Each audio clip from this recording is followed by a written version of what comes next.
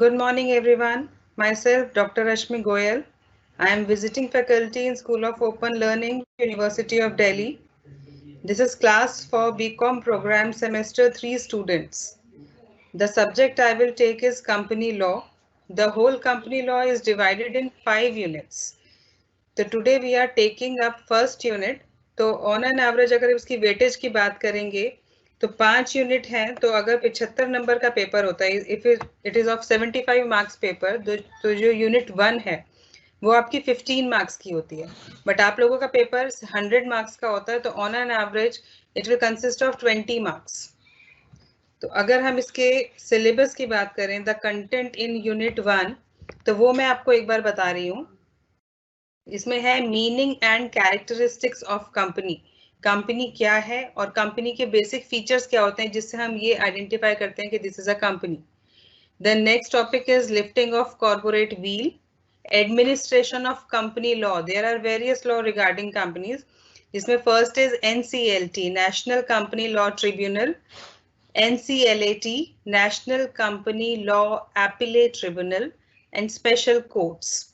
इसके बाद है टाइप्स ऑफ कंपनीज, जो आपने पहले कभी सुना भी होगा। There are various types of companies like private and public company, government company, foreign company, one person company, small company, associate company, dormant company, producer company, association not for profit, illegal association. These are the various types of company about which we will study. Then formation of company, promoters, their legal position, pre-incorporation contract, and online registration of a company. These are the various topics that we will study under this unit. So the books recommended for this are Corporate Law, that is by Anil Kumar. जो आप इसके लिए books refer कर सकते हैं इस subject के लिए, पहली बुक है अनिल कुमार सर की जिसका नाम कॉर्पोरेट लॉ है। एक है companies law by Reena Chadha and S चड्डा।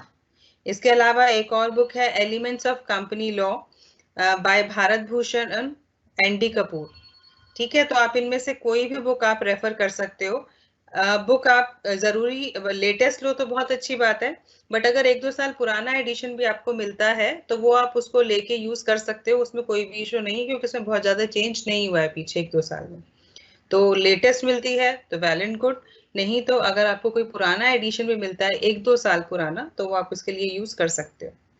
ठीक है, बट आपको ये इंश्योर करना है कि the book will be covering whole of your syllabus. आपका जो भी सिलेबस है आपको वो मिल गया होगा SOL की वेबसाइट से, तो जो भी बुक यूज करेंगे आप, उसका आपका पूरा सिलेबस कवर होना चाहिए। तो now I am starting with this unit 1 introduction. First of all the topic is meaning of company. Company क्या है? तो according to section 2 sub section 20 of the companies act 2013, तो कंपनीज एक्ट 2013 जो हमारा latest अब एक्ट चल रहा है, कंपनीज एक्ट 2013 का चल रहा है वो, तो उसके सेक्शन 2 और सब सेक्शन 20 में आपको बताया हुआ है company means a company incorporated under this act और under any previous company law.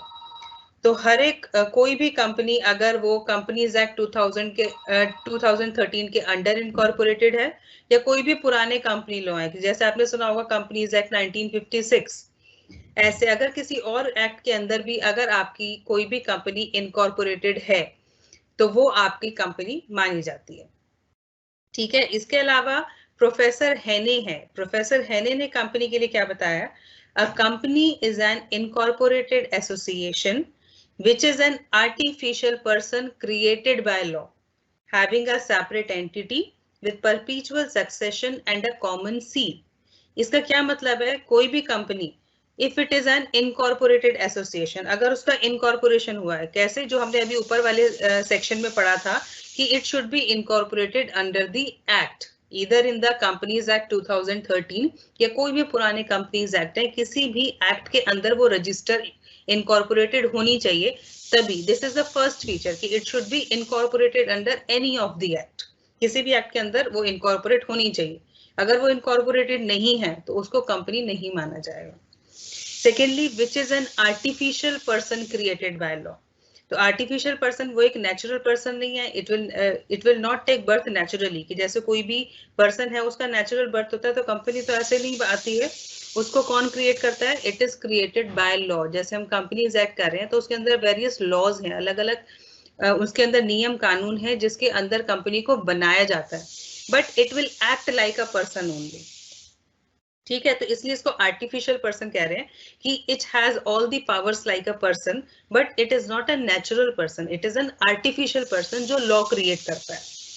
Having a separate entity, separate entity मतलब सेपरेट फ्रॉम इट्स मेंबर्स, कि जो कंपनी है उसकी अपनी एग्जिस्टेंस होती है, उसके जो मेंबर्स होते हैं वो उससे अलग होते हैं, जैसे कंपनीज के अंदर उसके एम्प्लॉयज होते हैं, उसके शेयर होल्डर्स होते हैं, उसके डायरेक्टर्स होते हैं, but the company has it separate existence, वो उनसे उनके ऊपर डिपेंडेंट नहीं है, वो अपने नाम से, हर एक कंपनी का अपना नाम होता है जिससे वो इस्टेब्लिश होती है, तो it is different from its members, its shareholders, its directors.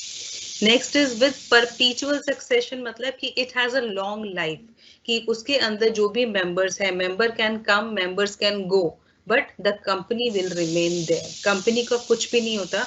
Partnership में आपने क्या पढ़ा कि अगर वहां पे पार्टनर्स जो हैं, अगर वो किसी की डेथ हो जाती है या उनमें क्या होता है कि वो पार्टनरशिप फर्म को वो डिसॉल्व कर देते हैं, बट कंपनी के केस में ऐसा नहीं है, इसके अंदर कोई भी इसके मेंबर्स हैं वो आते जाते रहेंगे, किसी की डेथ हो गई, कोई इंसॉल्वेंट हो गया, कुछ भी हो गया, बट उस पे कंपनी की एग्जिस्टेंस पे फर्क नहीं पड़ता, company will remain there only. And the last is and a common seal, common seal का मतलब क्योंकि कंपनी एक आर्टिफिशियल पर्सन है, ये वैसे पॉइंट्स हम अभी नीचे डिटेल में पढ़ेंगे जो हमारे कैरेक्टरिस्टिक्स हैं, फिर भी मैं ब्रीफ में बता रही हूँ।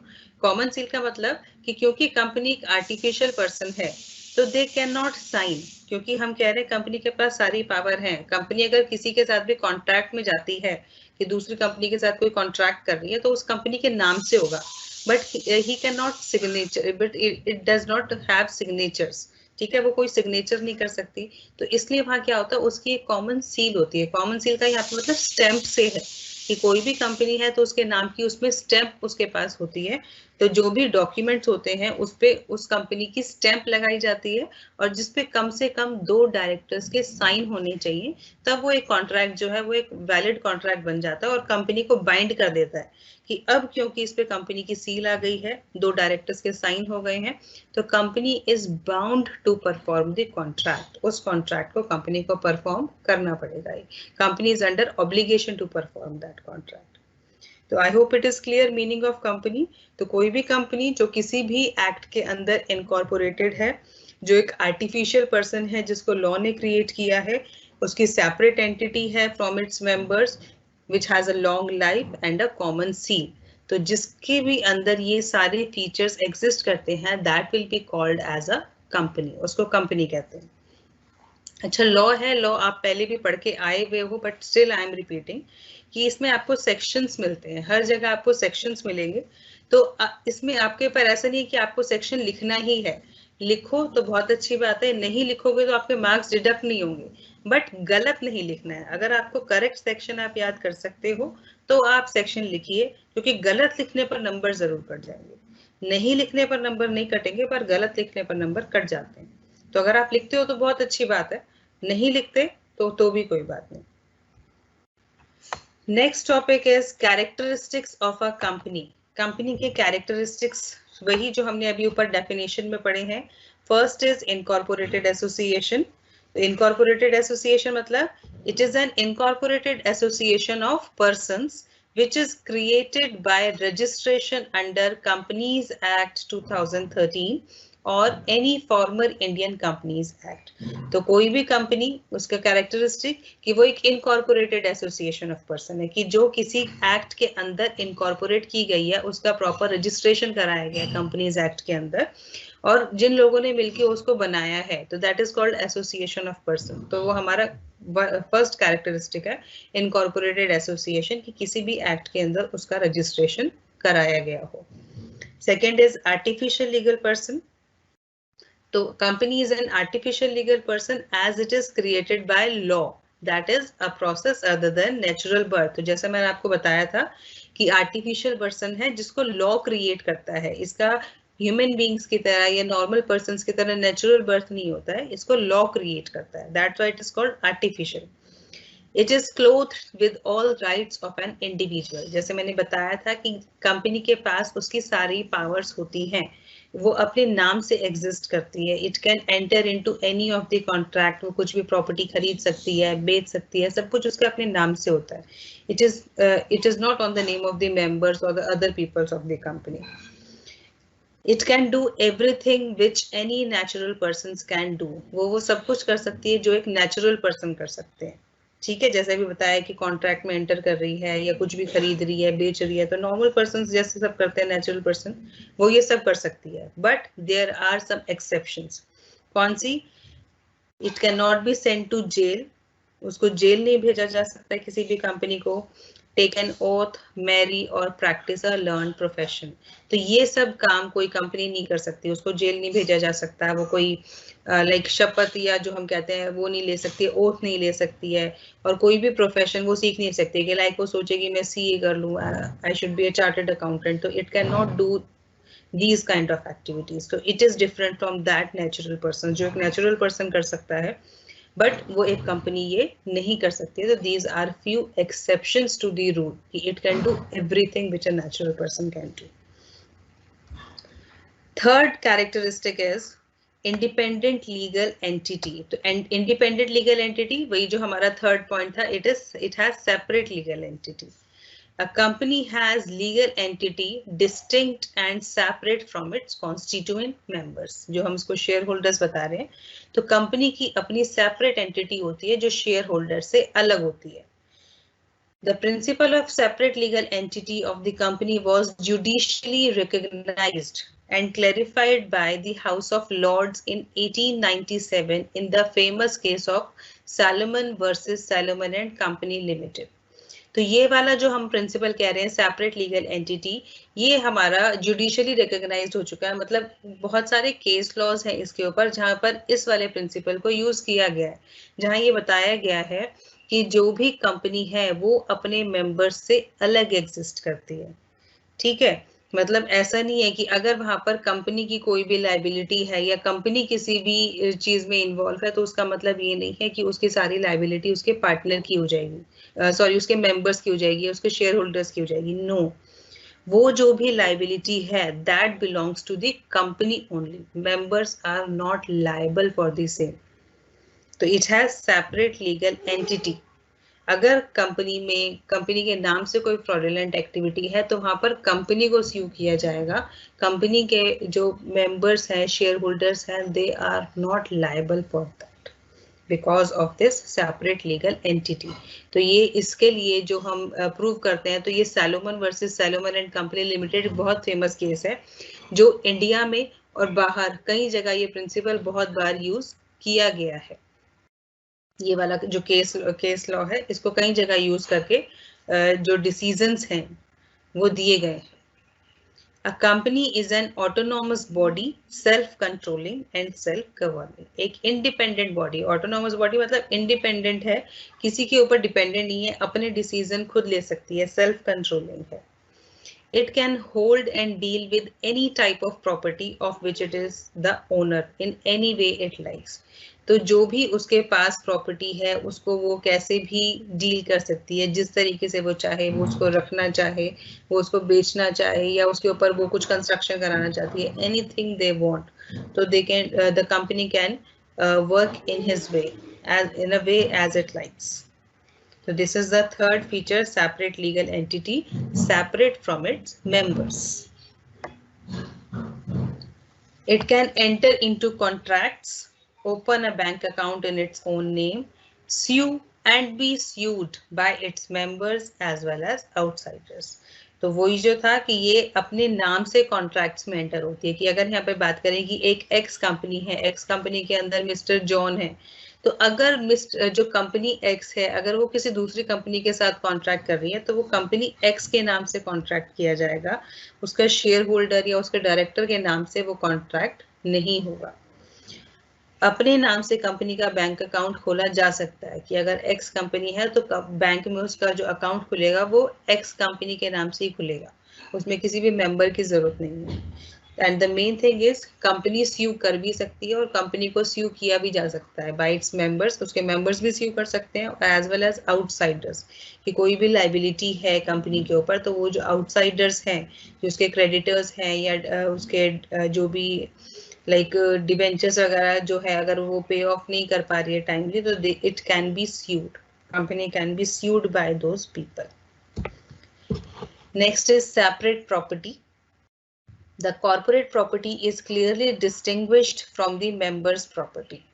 कंपनी की जो प्रॉपर्टी है उसके मेंबर्स की प्रॉपर्टी से अलग है। तो ऐसा नहीं है कि अगर कंपनी को कुछ भी पे ऑफ करना पड़ता है, कि इन case of winding up company अपने जब डेट्स पे ऑफ कर रही होती है तो उसमें सिर्फ कंपनी की जो प्रॉपर्टी है वही यूज की जा सकती है, मेंबर्स की पर्सनल प्रॉपर्टी को कंपनी की प्रॉपर्टी के साथ मर्ज अप नहीं किया जाता। मेंबर्स की जो प्रॉपर्टी है वो कंपनी की प्रॉपर्टी से डिफरेंट होती है। It can not be used to pay off the debts of the company. No member can claim ownership rights in the company's property. तो क्योंकि कंपनी की अपनी अलग प्रॉपर्टी है तो कोई भी मेंबर कंपनी की प्रॉपर्टी पर अपना हक नहीं जता सकता, क्योंकि वो प्रॉपर्टी जो है वो कंपनी को बिलोंग करती है, उसमें मेंबर का कोई लेना देना नहीं है। मेंबर को क्या मिलता है? मेंबर को प्रॉफिट मिलता है, उसको डिविडेंड मिलता है, that belongs to the members.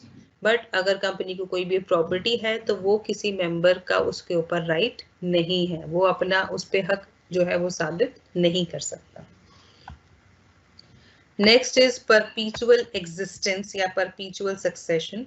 जो हमने कहा था कि मेंबर्स तो आते जाते रहते हैं बट उससे कंपनी की एग्जिस्टेंस पे कोई फर्क नहीं पड़ता, company will remain there. The company's existence is not affected by the death or insolvency of its partner. तो ये हमारा डिफरेंट हो जाता है पार्टनरशिप से। पार्टनरशिप में जो मैंने अभी आपको ऊपर भी बताया था कि पार्टनरशिप में फर्म को हम डिसॉल्व कर देते हैं, बट यहाँ पर कंपनी जो है वो वाइंड अप नहीं होती। कंपनी कब खत्म होती है? जब उसके लिए प्रॉपर प्रोसीजर उसका चलाना पड़ता है वाइंडिंग अप का, तभी कंपनी को बंद किया जा सकता है। मेंबर्स के आने जाने की वजह से कोई भी कंपनी की एग्जिस्टेंस को खतरा नहीं होता है। It is an artificial person created by law. Law alone can bring an end to its life. तो क्योंकि ये लॉ ने क्रिएट किया है तो इसकी जो लाइफ को एंड कर सकता है वो भी सिर्फ लॉ कर सकता है, इसके अलावा कंपनी को कोई भी बंद नहीं कर सकता है। कि मेंबर्स ये सोचें कि नहीं हम अब इसको हमें नहीं चलाना, कि मेरा पार्टनर तो चला गया, मुझे कंपनी बंद करनी है, तो इस ग्राउंड्स पे कंपनी बंद नहीं होती है। There should be proper grounds on which law will take decision कि whether we should wind up the company और नॉट। Next is common seal. Common seal मैंने बताया था क्योंकि इसकी अपने सिग्नेचर कंपनी खुद नहीं कर सकती है, तो they have a stamp bye it's name. उसकी जगह उसका सिग्नेचर की जगह उसकी स्टैम्प लगाई जाती है। तो since company is an artificial legal person, law has provided for the use of a common seal. तो क्योंकि वो आर्टिफिशियल लीगल पर्सन है तो इसलिए लॉ ने उसको कॉमन सील प्रोवाइड की है कि वो कॉमन सील यूज कर सकते हैं with the name of company engraved on it, जिसपे कंपनी का नाम खुदा हुआ होना चाहिए, उस पे उठा हुआ होना चाहिए कंपनी का नाम, as a substitute for it signature. उसके सिग्नेचर की जगह कंपनी के नाम की सील होनी चाहिए जो किसी भी डॉक्यूमेंट पे लगाई जाती है by the name of company. Any document bearing the common seal of the company and duly witnessed by at least 2 directors will be legally binding on the company. तो अगर किसी भी डॉक्यूमेंट पे कंपनी की सील लगी हुई है और 2 डायरेक्टर्स, कम से कम 2 डायरेक्टर्स ने विटनेस किया हुआ, विटनेस का मतलब कि उस पर साइन कर देते हैं, तो वो जो भी आपका डॉक्यूमेंट है वो कंपनी के ऊपर लीगली बाइंडिंग होगा। कंपनी को वो जो भी डॉक्यूमेंट है उस पर जो भी क्लॉज लिखे हुए हैं that they need to fulfil. Next is separation of ownership and management. तो हर एक कंपनी में जो ओनरशिप होती है और जो मैनेजमेंट होती है दे कैन बी सेपरेट। ठीक है, उसमें जरूरी नहीं है कि वो सेम ही होंगे। मैनेजमेंट कौन होती है? जो बोर्ड ऑफ डायरेक्टर्स होते हैं, जो कंपनी को रन कर रहे होते हैं, डिसीजंस ले रहे होते हैं, वो हमारे मैनेजमेंट का पार्ट होते हैं। और ओनर कौन होते हैं? जिन्होंने कंपनी के शेयर्स खरीदे हुए होते हैं, जिसमें जिनका स्टेक होता है कंपनी के अंदर, तो these are usually our share holders. तो company is owned by share holders क्योंकि उनका वहां पर पैसा लगा हुआ है, उन्होंने कंपनी के शेयर्स खरीदे हुए हैं, तो they are the owners of the company. And managed by board of director, क्योंकि उसके जो वर्किंग है, जो भी डिसीजंस है, वो सारे बोर्ड ऑफ डायरेक्टर्स देखता है. तो they are separate. Ownership and management are separate in the company. Next is limited liability. तो ये जो लाइबिलिटी की बात हो रही है, limited liability, that is of the share holders of the company की. बाकी हमने अभी पढ़ा था कि जैसे पहले हमने पार्टनरशिप फॉर्म में पढ़ा था कि जो भी पार्टनर्स होते हैं उनकी लाइबिलिटी अनलिमिटेड होती है, कि अगर वहां पर कोई भी लाइबिलिटी है तो they have to use their personal assets also. But in case of a company the share holders have limited liability. तो उस लिमिटेड की क्या डेफिनेशन है कि उन्होंने जो भी शेयर खरीदा हुआ है, जितनी उस पे अनपेड वैल्यू है, सिर्फ उनकी उतनी ही लाइबिलिटी बनती है, उससे ज्यादा उनकी लाइबिलिटी नहीं है. कि जैसे अगर कंपनी का शेयर 10 रुपए का था, उसपे से अभी उनकी पेड अप कैपिटल 8 रुपए है, तो 2 रुपए बाकी है उस पे. This is the unpaid value of share. 2 rupees is the unpaid value. तो हर एक पार्टनर की कितनी लाइबिलिटी होगी? 2 रुपीज पर शेयर ओनली. उसके पास जितने भी शेयर हैं, तो 2 रुपीज पर शेयर सिर्फ उसकी लाइबिलिटी होगी. उससे ज्यादा कंपनी उससे पैसा डिमांड नहीं कर सकती है. दूसरा, अगर गारंटी कंपनी है, गारंटी कंपनी अगर किसी जो मेंबर्स हैं उन्होंने गारंटी दी हुई है कि अगर कुछ भी होगा तो I will pay that much amount. तो अगर किसी ने कोई गारंटीड अमाउंट बताया हुआ है, तो उसकी उतनी ही गारंटी, जितना गारंटीड अमाउंट है उसको उतना देना पड़ेगा. उस केस में हम ये नहीं देखेंगे कि भाई उसका सिर्फ 2 रुपए अनपेड है तो उससे सिर्फ उतना ही पैसा कॉल किया जाएगा. उससे जितना भी उसने गारंटी दी है उतना पैसा उससे डिमांड किया जाएगा. तो the share holders of a company have liability limited to the extent of unpaid value of shares held. तो जितनी अनपेड वैल्यू ऑफ शेयर्स है, सिर्फ उतनी ही उसकी लायबिलिटी बनेगी, उससे ज्यादा नहीं. और इन case of a guarantee company, the members are liable to contribute the sum guaranteed by them. जितना sum guarantee किया है उतना उनको contribute करना पड़ेगा in case of winding up of the company. तो वो कब मांगा जाएगा? जब कंपनी वाइंड अप पूरी होगी, क्योंकि तभी उसको सारे अपने डेट्स जितने भी हैं वो सब पे ऑफ करने पड़ेंगे. तो उस टाइम जो भी उनका अमाउंट होगी, लाइबिलिटी वैल्यू, वो उनसे कंट्रीब्यूट कराई जाएगी. Next is transferability of shares. The shares of a public company are freely transferable and members can dispose of their shares whenever they like without seeking any permission from the company or other members. तो जो public company होती है, public company के shares जो है वो freely transferable होते हैं, कि मतलब वो एक से दूसरे को इजीली बेचे जा सकते हैं. उसमें किसी की उनको परमिशन की जरूरत नहीं है कि अगर वो एक मिस्टर एक्स के पास है, वो वाई को देना चाहता है, तो they can easily give it to them. वहां पर उनको कंपनी से कोई परमिशन नहीं चाहिए या और किसी से कोई परमिशन की जरूरत नहीं. However, there are some restrictions on the transferability of shares of private company. तो पब्लिक कंपनी के केस में फ्रीली ट्रांसफरेबल है, बट प्राइवेट कंपनी अगर है तो वहां पर उनकी कुछ रेस्ट्रिक्शन होती है, वहां पर उनको कुछ परमिशंस लेनी होती होंगी, वो इजीली ट्रांसफरेबल नहीं होते. ठीक है, जो हम कह रहे हैं ऊपर फ्रीली ट्रांसफरेबल है, यहाँ पर फ्रीली ट्रांसफरेबल नहीं होते. There are few restrictions in case of private company. तो these are the various characteristics of the company. तो आई होप यहाँ तक सबको क्लियर है. अगर किसी को कोई भी डाउट है अभी तक जितना हमने पढ़ा है, तो प्लीज क्यूए टैब में अपने डाउट्स लिखिए.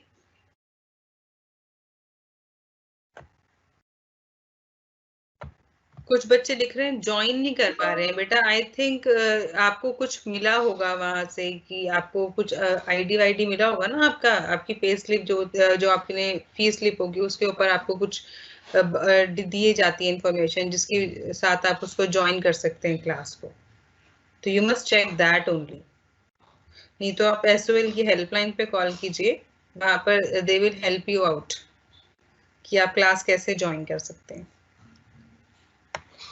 Now we will start the next topic, that is types of companies. There are various types of companies जो हमने ऊपर पढ़ा था. तो सबसे पहले जो हम पढ़ रहे हैं that is private company.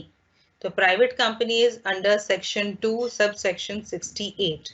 तो प्राइवेट कंपनी कौन सी होती है? A private company means a company which has a minimum paid up share capital as may be prescribed. तो पहले क्या था, पहले प्राइवेट कंपनी की जो थी ना पेड अप शेयर कैपिटल की लिमिट होती थी 1 लाख की, बट अब वो जो लिमिट है वो उन्होंने हटा दी है। अब क्या कहा है कि एज में भी प्रेस्क्राइब, जितना भी प्रेस्क्राइब्ड है उनके आर्टिकल ऑफ एसोसिएशन में, जितना भी उन्होंने बोला हुआ है कि इतने मिनिमम कैपिटल के साथ कंपनी शुरू की जा सकती है। पहले ये अमाउंट 1 लाख था, बट अब ये वाला जो लिमिट है ये हटा दी है। तो it is as may be prescribe, ये वेरी करेगा, जितना भी दिया हुआ होगा उतना आप मिनिमम पेड अप कैपिटल के साथ प्राइवेट कंपनी को शुरू कर सकते हैं। And bye it's article of association restricts the right of members to transfer its shares। तो जैसा हमने ऊपर पढ़ा था कि प्राइवेट कंपनी में शेयर जो है फ्रीली ट्रांसफरेबल नहीं होते, देयर आर फ्यू रेस्ट्रिक्शन। तो यहाँ पर यही वाला आपको पॉइंट दिया हुआ है कि ये अकॉर्डिंग टू एओए, कंपनी का जो भी एओए होता है वो वहां पर रेस्ट्रिक्ट करता है मेंबर्स के राइट को कि वो अपने शेयर को ट्रांसफर नहीं कर सकते। It limits the number of its members to 200 excluding members who are or were in the employment of the company। तो यहाँ पर मैक्सिमम लिमिट जो है किसी भी प्राइवेट कंपनी में वो 200 हो सकती है, 200 से ज्यादा मेंबर्स नहीं हो सकते। और इसमें कौन लोग एक्सक्लूड कर रहे हैं? जो भी कंपनी के एम्प्लॉयज हैं। अभी हमने ऊपर हमने कैरेक्टरिस्टिक पढ़ा था, separation of ownership and the management. तो management are the employees of the company and ownership are the members of the company, जिनका शेयर होता है। तो यहाँ पर इन्होंने यही बोला है कि मैक्सिमम जो इनके शेयर होल्डर्स हो सकते हैं वो 200 लिमिट है, उससे ज्यादा नहीं हो सकते, जिसके अंदर जो भी मैनेजमेंट पीपल हैं या जो भी उनकी एम्प्लॉयज हैं वो उसमें एक्सक्लूड करते हैं। ठीक है, they are not the part of this 200। 200 belongs to the owners of the company, the members of the company. And it prohibits any invitation to the public to subscribe for any securities of the company।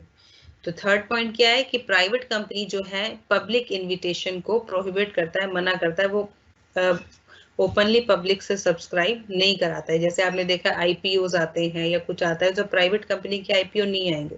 क्यों? क्योंकि IPO मतलब open हो गया, number of people can ask for the shares, कि वो वहां पर उसका फॉर्म फिल करते हैं और शेयर को डिमांड करते हैं।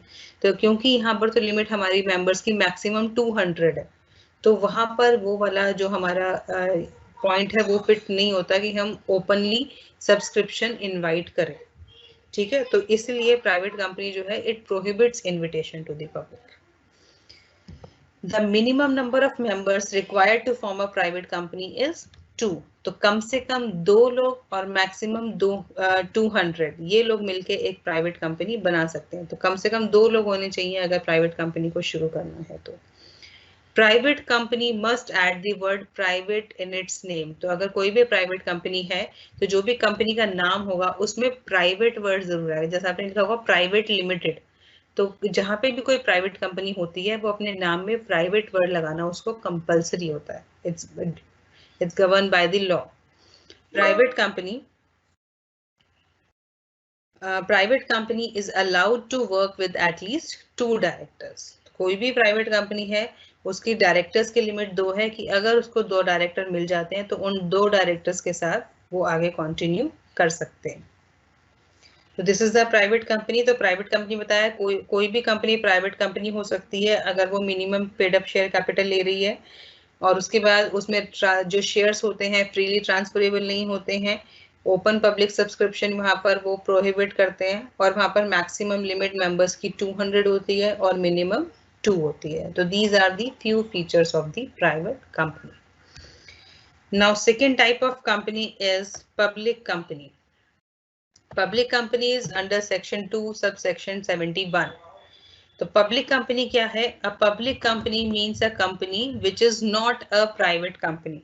तो कोई भी पब्लिक कंपनी जो है जो प्राइवेट कंपनी नहीं है उसको पब्लिक कंपनी बोला है। इसके अलावा it is a private company which is subsidiary of a company which is not a private company. तो उस प्राइवेट कंपनी को भी पब्लिक कंपनी बोला जा रहा है अगर वो कंपनी सब्सिडरी है उस कंपनी की जो एक प्राइवेट कंपनी नहीं है। मतलब जो कोई हमारी अगर सपोज हमारी कोई पब्लिक कंपनी है। आपने सब्सिडरी कंपनी पढ़ा होगा, सब्सिडरी कंपनी डिटेल में अभी हम पढ़ेंगे, holding company and subsidiary company. तो पब्लिक कंपनी कौन है? एक तो जो कंपनी प्राइवेट कंपनी नहीं है वो हमारी पब्लिक कंपनी है, ठीक है। प्राइवेट कंपनी नहीं है का मतलब उसके फीचर्स उसके अंदर नहीं है, जो हम अभी ऊपर फीचर्स पढ़ के आ रहे हैं, अगर वो फीचर्स इस कंपनी के अंदर नहीं है तो वो एक पब्लिक कंपनी मानी जाएगी। दूसरा, अगर ये एक प्राइवेट कंपनी है but this is subsidiary of the company which is not a private company, कि अगर एक पब्लिक कंपनी की सब्सिडरी है वो भले ही प्राइवेट होगी बट उसको पब्लिक कंपनी ही माना जाएगा क्योंकि वो पब्लिक कंपनी की सब्सिडरी है। A public company must have a minimum of 7 members. तो पब्लिक कंपनी शुरू करने के लिए कम से कम 7 मेंबर्स होने चाहिए थे, जो प्राइवेट में आपको मिनिमम 2 दिए गए थे, ठीक है। तो this is a difference between private and public, वहां पर मिनिमम मेंबर्स 2 थे, यहाँ पर मिनिमम मेंबर्स 7 है। The shares of public company are freely transferable. Public company के शेयर्स फ्रीली ट्रांसफरेबल हैं, कोई भी अपने शेयर एक से दूसरे को बेच सकता है, उसके लिए उसको किसी की परमिशन की जरूरत नहीं होती है। There is no restriction on the maximum number of members in case of a public company. तो यहाँ पर मैक्सिमम नंबर्स कितने होने चाहिए मेंबर्स की, उसकी कोई लिमिट नहीं है, इसमें जितने चाहें उतने मेंबर्स हो सकते हैं। तो जैसे आपने बहुत सारी कंपनी सुनी होंगी, बड़ी बड़ी कंपनीज जो होती हैं, तो दे आर पब्लिक कंपनी, वहां पर वो ओपनली उनसे सब्सक्रिप्शन मंगाते हैं। तो वो जो हमारा थर्ड पॉइंट ऊपर था, prohibits invitation from the public to subscribe, तो यहाँ पर they can invite subscriptions from the public, क्योंकि वहां पर लिमिट नहीं है, जितने लोग चाहें उतने सब्सक्राइब कर सकते हैं और उनको अलॉटमेंट भी उतना शेयर्स का किया जा सकता है। A public company may invite the public to subscribe for any shares in or debentures of the company. तो ये वही बता रहा है कि they can invite subscription from the public. And the last is public company is allowed to work with at least 3 directors. So public company कब काम शुरू कर सकती है? जब उसके पास कम से कम 3 डायरेक्टर्स हो, ठीक है। तो ये थी हमारी पब्लिक कंपनी। तो इसमें कई बार क्वेश्चन आता है what is the difference between the private company and the public company. तो बहुत इजीली यहाँ पर आप उसको जज कर पा रहे हो कि एक तो मिनिमम मेंबर्स और मैक्सिमम मेंबर्स, ये दोनों का अलग है। प्राइवेट कंपनी में 2 मेंबर्स थे, पब्लिक कंपनी में 7 मेंबर्स चाहिए। प्राइवेट कंपनी में मेंबर्स मैक्सिमम 200 हो सकते हैं, बट इसमें कोई लिमिट नहीं है, there is no limit of maximum members. Private company के शेयर फ्रीली ट्रांसफरेबल नहीं है, बट पब्लिक कंपनी के shares are freely transferable. Private company में मिनिमम 2 डायरेक्टर चाहिए और पब्लिक कंपनी में मिनिमम 3 डायरेक्टर चाहिए। तो these are the various bases of difference between the private company and the public company. So the question sometimes has come in exam to differentiate between these two. Now the third type of company is the government company under section 2 subsection 45. तो government company कौन सी है? It means a company in which not less than 51% of the paid up share capital is held by the central government or any state government or governments, or partly by the central government and partly by one or more state governments. तो government company कौन सी है? कोई भी company जिसमें कम से कम 51% जो है paid up share capital वो सरकार के पास होती है, ठीक है। सरकारी कंपनी, गवर्नमेंट कंपनी मतलब सरकारी कंपनी। तो सरकारी कंपनी कब बनेगी? जब उस कंपनी में सरकार का शेयर होगा और मेजॉरिटी शेयर होगा। तो मेजॉरिटी कब आती है? 100% में से 50% से ज्यादा होगा तो 51%।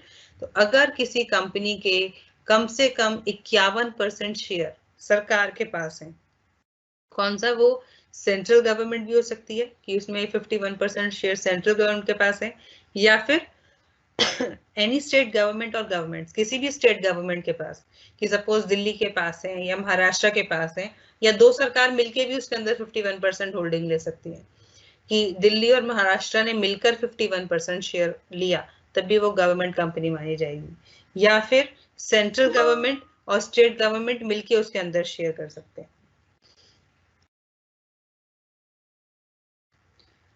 Please, I'm checking few students are waiting, I think, to join the class. Let me see what's the issue. Why people are not able to join? I do not understand actually. Ma'am ये चलता ही रहेगा, किसी की Microsoft इस वजह से। Actually, few messages are coming कि the students are not able to join live. मैं उनसे बात कर लूंगी जो क्लासेस करवा रहे हैं, आप क्लास पढ़ाते रहिए। ठीक है, ओके। ठीक है। A government company may be private company or a public company. तो गवर्नमेंट कंपनी कोई भी हो सकती है, उसमें प्राइवेट कंपनी के भी फीचर्स हो सकते हैं, पब्लिक कंपनी के भी हो सकते हैं। ठीक है, तो मतलब ऐसा नहीं है कि सिर्फ पब्लिक कंपनी ही गवर्नमेंट कंपनी होगी, एक प्राइवेट कंपनी भी गवर्नमेंट कंपनी हो सकती है। क्यों? क्योंकि उसके लिए बेसिक रिक्वायरमेंट क्या है कि उसके जितने भी शेयर्स हैं उसमें 51% शेयर सरकार के पास होंगे, तो वो हमारी गवर्नमेंट कंपनी मानी जाएगी। A government company is not an agent of the government as it is a juristic person different from its members. तो जो गवर्नमेंट कंपनी है वो कोई सरकार की एजेंट नहीं है। ठीक है, तो जैसे हमारा कैरेक्टरिस्टिक है सेपरेट फ्रॉम इट्स मेंबर, तो वो प्रिंसिपल हमारा गवर्नमेंट कंपनी के लिए भी एप्लीकेबल है कि अगर सरकार की उसमें होल्डिंग है तो इसका मतलब ये नहीं है कि अगर वहां पर कोई भी नुकसान है तो उसके लिए सरकार जिम्मेदार होगी कि हर आदमी सरकार के पास पहुंच जाएगा कि ये तो आपकी कंपनी थी, अब मुझे नुकसान हुआ, अब आप उसकी भरपाई करो। No, like any other members of the company, the government is also one of the member. So the government will not be liable to pay off any of the debts to other members. सरकार की भी जितना उसका liability share होगा सरकार भी उतना ही पे करेगी, उससे ज्यादा वो पे नहीं करेगी, because of the principle separate legal entity. A subsidiary of a government company shall also be treated as a government company. तो जैसे हमने पब्लिक कंपनी में पढ़ा था कि पब्लिक कंपनी की कोई भी सब्सिडरी है वो भले ही प्राइवेट कंपनी है तो वो पब्लिक कंपनी मानी जाएगी। इसी तरह अगर कोई गवर्नमेंट कंपनी है तो गवर्नमेंट कंपनी की सब्सिडरी भी गवर्नमेंट कंपनी ही होती है। Last point is a government company is prohibited from making political contributions. तो गवर्नमेंट कंपनी जो है वो कोई भी पॉलिटिकल कंट्रीब्यूशन नहीं कर सकती। They are been prohibited to make any political contribution. कि सपोज सरकार ने कहीं पैसा लगा दिया, अब सोचे वहां का पैसा मैं अपनी सरकार के लिए यूज करता रहूं या किसी और पॉलिटिकल पर्पस के लिए यूज करता रहूं, तो they can not use that money for that purpose. So I think government company will be clear to all. Now the next type of company is holding company and subsidiary company. जो हम अभी ऊपर subsidiary बार-बार पढ़ रहे थे, तो holding, सबसे पहले holding company, a company which controls another company is known as holding company. तो जो कंपनी दूसरे कंपनी को कंट्रोल कर रही है उसको हम होल्डिंग कंपनी कहते हैं। And the company so controlled, और जिस कंपनी को कंट्रोल किया जा रहा है वो हमारी सब्सिडरी कंपनी होती है। ठीक है, तो a company shall be deemed to control another company in each of the following case. तो यहाँ पर जो ऊपर हम कह रहे हैं अगर एक कंपनी दूसरी कंपनी को कंट्रोल कर रही है तो वो होल्डिंग कंपनी है। तो कंट्रोल इन द सेंस किस तरीके से कंट्रोल कर रही है? If it controls the majority composition of board of directors of another company. दूसरी कंपनी के जितने भी बोर्ड ऑफ डायरेक्टर्स हैं अगर उसमें मैक्सिमम डायरेक्टर्स इस वाली कंपनी के होते हैं कि suppose company X company Y, तो अगर कंपनी वाई में 7 बोर्ड ऑफ डायरेक्टर्स हैं जिसमें से 4 डायरेक्टर अगर कंपनी एक्स के होते हैं तो इसका मतलब x is the holding company, क्योंकि 7 में से 4 डायरेक्टर एक्स कंपनी के वहां पर जो है कंट्रोल कर रहे हैं, मेजॉरिटी कंपोजिशन एक्स कंपनी के डायरेक्टर्स की है, तो वहां पर X will be the holding company and Y will be the subsidiary company. ठीक है, क्योंकि 7 है तो 7 में मेजॉरिटी 4 मेंबर्स आती है, मेजॉरिटी हो जाती है। तो अगर ये 4 मेंबर पहली कंपनी के हो जाएंगे तो उस पहली कंपनी का कंट्रोल दूसरी कंपनी के ऊपर हो जाएगा। तो this is the first way to control another company. Secondly, if it exercises or controls more than 1/2 of the total share capital either at its own or together with one or more of its subsidiary company. तो अगर किसी company का कि suppose जो हम example ले रहे हैं एक्स और वाई कंपनी, तो अगर वाई कंपनी के more than half like 51% shares अगर एक्स कंपनी के पास हैं, शेयर होल्डिंग की बात कर रहे हैं, तो अगर 51% शेयर होल्डिंग एक्स के पास है तो X will be the holding company and Y will be the subsidiary. ठीक है, ये दूसरा तरीका है। तो पहला क्या था कि अगर बोर्ड ऑफ डायरेक्टर्स में मेजॉरिटी पहली वाली कंपनी की होगी तो वो उसको कंट्रोल करेगी, तो वो होल्डिंग कंपनी बन जाएगी। दूसरा, अगर इसके पास 51% या उससे ज्यादा अगर शेयर्स हैं कंपनी के, तो जिसके पास 51% शेयर हैं वो होल्डिंग कंपनी बन जाएगी और दूसरी वाली हमारी सब्सिडरी कंपनी बन जाएगी। या अगर 51% किसी कंपनी ने अपनी सब्सिडरी के साथ मिलके उससे उस कंपनी के लिए हुए, तो वो भी होल्डिंग कंपनी मानी जाएगी। A company shall be deemed to be the holding company of another company if another company is subsidiary of the first mentioned subsidiary company. तो इसका क्या मतलब है, अगर हम शॉर्ट में बात करें कि एक X कंपनी है, X की सब्सिडरी Y है और Y की सब्सिडरी Z है, ठीक है, तो Z जो है वो X की भी सब्सिडरी मानी जाएगी। 3 कंपनीज मैंने बताई, X, Y, Z। Y is the subsidiary of X। Y जो है X की सब्सिडरी है और Z जो है वो Y की सब्सिडरी है। तो इसका मतलब जो Z है वो X की भी सब्सिडरी कंपनी मानी जाएगी। X का कंट्रोल Z कंपनी में भी चलेगा। तो this is the subsidiary of subsidiary, तो उसमें होल्डिंग कंपनी का पूरा कंट्रोल वहां पर रहता है। तो this is holding and subsidiary company. Next type of company is foreign company under section 2 subsection 42. The foreign company, as the name suggests, कोई भी company if it is incorporated outside India which has a place of business in India whether by itself or through an agent physically or through electronic mode and conducts any business activity in India in any other manner. तो foreign company कौन सी है, कोई भी company अगर India के बाहर incorporated है, क्योंकि इंडिया के अंदर इनकॉर्पोरेटेड है तो वो कंपनीज एक्ट 2013 के अंदर या किसी और एक्ट के अंदर इनकॉर्पोरेटेड होगी, बट बाहर तो दूसरे लॉज उनके, जो सपोज अगर कोई अमेरिका की कंपनी है तो वहां पर वो अमेरिकन उनका कुछ एक्ट होगा जिसके अंडर कंपनी को इनकॉर्पोरेट किया जाएगा, उनके अपने लॉज होंगे, अपने प्रोविजंस होंगे जो उन कंपनी ने फुलफिल किए होंगे। तो अगर कंपनी आउटसाइड इंडिया इनकॉर्पोरेटेड है बट उसका प्लेस ऑफ बिजनेस इंडिया है, वो इंडिया में काम कर रही है, वो उसके एजेंट के थ्रू कर सकती है, वो खुद यहाँ पे एक उसका कंपनी स्टैब्लिश कर सकती है, या फिर थ्रू इलेक्ट्रॉनिक मोड। जैसे इलेक्ट्रॉनिक मोड, जैसे हम एग्जांपल लें अमेजोन का, ठीक है, तो वो इलेक्ट्रॉनिक मोड में काम कर रही है इंडिया में, बहुत अच्छा काम कर रही है कि हाँ सब ऑनलाइन शॉपिंग वहां से कर रहे हैं।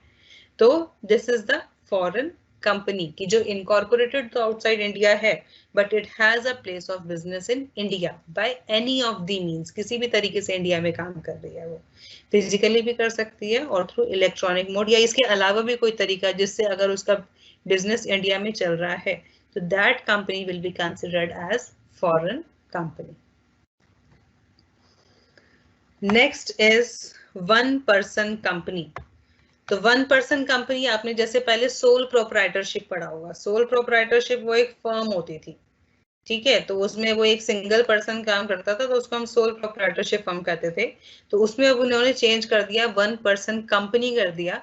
तो ये क्या है, इसमें उसको दोनों फीचर्स मिलते हैं, उसको दोनों फायदे होते हैं, प्रोप्राइटरशिप का भी फायदा होता है और कंपनी का भी, जो भी कंपनी को फायदे मिल रहे होते हैं वो भी सारे बेनिफिट्स यहाँ पर अवेल कर सकता है। तो this is The Companies Act 2013 introduced the concept of one person company. तो ये जो वन पर्सन कंपनी है, ये जो अभी कंपनीज एक्ट 2013 आया था, लेटेस्ट एक्ट जो है हमारा, उसके अंदर ये कंसेप्ट इंट्रोड्यूस हुआ है वन पर्सन कंपनी का, to provide for the benefit of both proprietorship and company form of business. तो उन दोनों के वहां पर बेनिफिट प्रोवाइड करता है, प्रोप्राइटरशिप के भी और कंपनी फॉर्म ऑफ बिजनेस के भी वहां पे फायदे उसको मिलते हैं। One person company is a company which has only one person as a member. तो एज इसका नाम ही वन पर्सन कंपनी है, तो इसमें सिर्फ एक ही मेंबर होता है।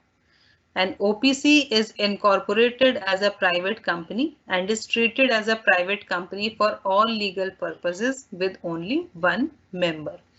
तो इसका जो इनकॉर्पोरेशन होता है वो प्राइवेट कंपनी की तरह होता है और इसको ट्रीट भी प्राइवेट कंपनी की तरह किया जाता है कि जो उसके सारे प्रोविजंस हैं जो भी रूल्स उसके ऊपर लगे हुए हैं वही सारे रूल्स यहाँ पर 1% कंपनी के ऊपर भी लगते हैं, बट इसमें सिर्फ 1% होता है। The name of OPC shall include the word OPC within bracket below the name of the company. तो जैसे अगर कोई प्राइवेट कंपनी होती थी तो उसके नाम में उसको प्राइवेट वर्ड लगाना होता था। इसी तरह अगर कोई 1% कंपनी किसी ने एस्टैब्लिश किया तो जो भी उसकी कंपनी का नाम होगा उसके ब्रैकेट में उसको OPC लिखना पड़ेगा। 1% company, they need to mention in their name within bracket. The person who is to form an OPC has to give a separate name and legal identity to the company under which all the activities of business are to be carried out. तो 1% company है तो उसका मतलब ये नहीं है कि वो अपने नाम से चलाना शुरू कर देगा कि यहाँ पर मिस्टर ए जो है, मिस्टर ए ने वो कंपनी एस्टैब्लिश की है और वो अपने नाम से बिजनेस कंडक्ट कर रहा है। No, because it is a company, तो वहां पर जो कंपनी का अपना एक फीचर है कि कंपनी अपने नाम से एस्टैब्लिश होती है, ठीक है, उसकी अपनी एक लीगल आइडेंटिटी होती है। तो जो भी पर्सन है जिसने ये ओपीसी फॉर्म किया है उसको कंपनी को एक सेपरेट नाम देना होगा, उसकी लीगल आइडेंटिटी, जिसके जो उस नाम से वो सारी एक्टिविटीज वहां पर कैरी ऑन करेगा। मिस्टर ए के नाम से एक्टिविटी नहीं होगी, कंपनी का जो भी नाम रखा जाएगा उसी के नाम से वो सारा कंपनी की एक्टिविटीज की जाएगी।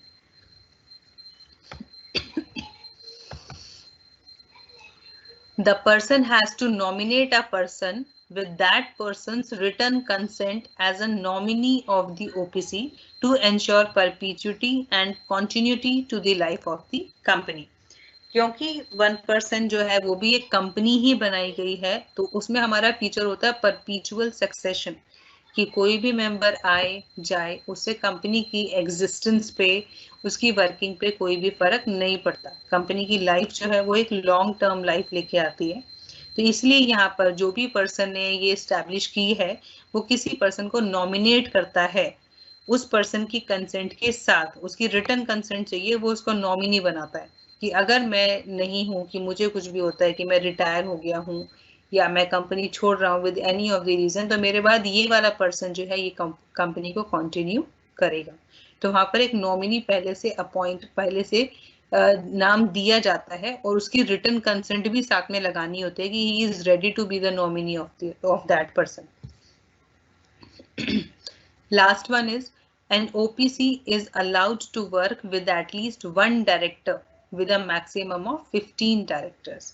तो कोई भी OPC जो है उसमें मिनिमम एक डायरेक्टर के साथ उसको काम करने की परमिशन है। जैसे हमने ऊपर पढ़ा था पब्लिक कंपनी में 3 डायरेक्टर्स चाहिए कम से कम, प्राइवेट कंपनी में कम से कम 2 डायरेक्टर चाहिए, पर OPC में कम से कम एक डायरेक्टर चाहिए उसकी वर्किंग के लिए, जिसकी मैक्सिमम लिमिट 15 है। तो ये जो 15 डायरेक्टर की मैक्सिमम लिमिट है ये हर एक कंपनी में, किसी भी कंपनी में मैक्सिमम 15 डायरेक्टर हो सकते हैं। मिनिमम चेंज हो रहे हैं, किसी में 1, किसी में 2, किसी में 3, but maximum limit of director is same in every company. Maximum limit 15 ही है डायरेक्टर्स की। So this is 1% company. Now next is small company. A small company is a company other than a public company whose paid up share capital does not exceed rupees 50 lakh or such higher amount as may be prescribed. तो small company कौन है? It is other than a public company. Public company से अलग है जिसमें paid up share capital उस company की 50 लाख से ज्यादा नहीं हो सकती, और अगर उन्होंने एओए में अपना कुछ हायर अमाउंट कुछ प्रेस्क्राइब किया हुआ है कि वो इतने अमाउंट के साथ वो कंपनी एस्टैब्लिश करेंगे तो वो हो सकता है, नहीं तो 50 लाख की लिमिट है इसकी। Turnover of which as per its last profit and loss account does not exceed ₹2 crore और such higher amount as may be prescribe. तो पेड अप शेयर कैपिटल की बात करें तो वो 50 लाख से ज्यादा नहीं हो सकती, और टर्नओवर की बात करें जो उन्होंने last profit and loss account बनाया था उसमें turnover should not exceed ₹2 crore, 2 crore से ज्यादा का टर्नओवर नहीं होना चाहिए। तो that company will be considered as a small company, but there are few exceptions. A small company cannot be a holding company or a subsidiary company. कोई भी small company जो है वो होल्डिंग और सब्सिडरी नहीं हो सकती। क्यों? क्योंकि उनका अलग क्लास ग्रुप बनाया हुआ है। जैसे हमने अलग टाइप ऑफ कंपनी पढ़ी है कि होल्डिंग कंपनी अलग है, सब्सिडरी अलग है, तो स्मॉल उन सबसे अलग है। कोई भी स्मॉल कंपनी होल्डिंग कंपनी या सब्सिडरी कंपनी नहीं हो सकती। या फिर अगर company if it is registered with charitable objects under section 8 of companies act 2013, तो उसको हम स्मॉल कंपनी नहीं बोलते। तो अंडर सेक्शन 8 कौन सी कंपनीज होती हैं? एनपीओ जो होती है हमारी, non profit organise not for profit organisations जो होती है हमारी, that are registered under section 8, तो उनको हम स्मॉल कंपनी नहीं बोलते हैं। एंड अ कंपनी और body corporate governed by any special act, या कोई भी कंपनी जो है अगर किसी स्पेशल एक्ट के अंदर वो इस्टेब्लिश्ड है, उसको गवर्न करती है। कि लाइक हमारे बहुत सारे स्पेशल एक्ट होते हैं कि सपोज चार्टर्ड अकाउंटेंट फर्म है तो वो आईसीएआई जो हमारा वो गवर्न करता है, या फिर हमारे बैंक्स होते हैं तो उनके लिए बैंकिंग रेगुलेशन एक्ट होता है, तो उनको हम स्मॉल कंपनी कंसिडर नहीं करते। Next is associate company. Associate company in relation to another company means a company in which that other company has significant influence, but which is not subsidiary company of the company having such influence and includes a joint venture company. तो associate company जो है ये दूसरी company के relation में बताया जा रहा है।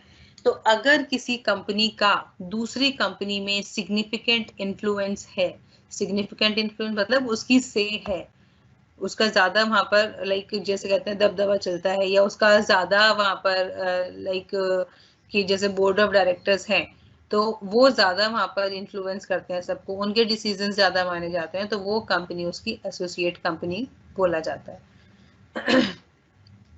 सिग्निफिकेंट इन्फ्लुएंस मींस, जो हम ऊपर सिग्निफिकेंट इन्फ्लुएंस कह रहे हैं उसका क्या मतलब है? Control of at least 20% of total share capital और of business decisions under an agreement. तो अगर उसकी टोटल शेयर कैपिटल का कम से कम 20% दूसरी कंपनी के पास है, या फिर उन्होंने एक एग्रीमेंट बनाया हुआ है कि कोई भी बिजनेस डिसीजंस होंगे तो दूसरी कंपनी का उसमें इन्फ्लुएंस रहेगा, उसकी से होगी डिसीजंस के अंदर, तो वो हमारा वहां पर सिग्निफिकेंट इन्फ्लुएंस माना जाता है और वो कंपनी जो है उस कंपनी की एसोसिएट कंपनी बताई जाती है। Next is dormant company. That is under section 455.